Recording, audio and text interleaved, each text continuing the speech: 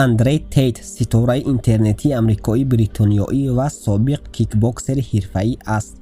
او در شبکه‌های اجتماعی بعضی اندیشه‌ها بیان کرده بود که بر ضد مردم غرب بود و این باعث شد صحیفه‌های اجتماعی او از جمله توییتر، فیسبوک، اینستاگرام، یوتیوب، تیک تاک از پلتفرم‌ها ساقط کرده شوند.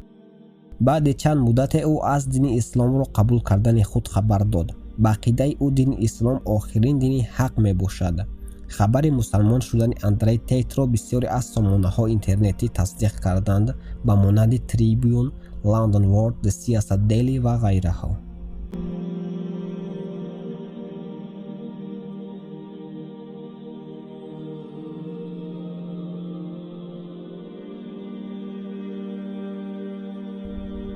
در این نوار نماز خواندن اندری تیت با مبارز MMA تام خان در یکی از مسجدهای دبی ثبت کرده شده است و این نخستین زیارت اندری تیت به مسجد است.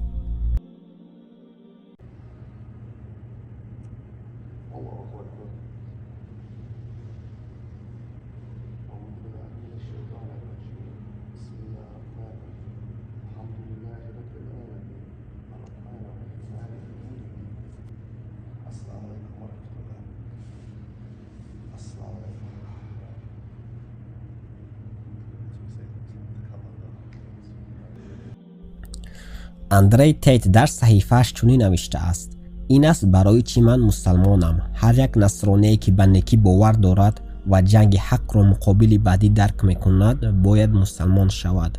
او تعالی میفرماید صبر کن، هر آینه وعده خداوند حق است. این چنین او در صحیفه‌اش سخنان زیبا ابن قیم رحمه الله را نوشته است: عشق الله قوه دل، غذای دل و نور دل است.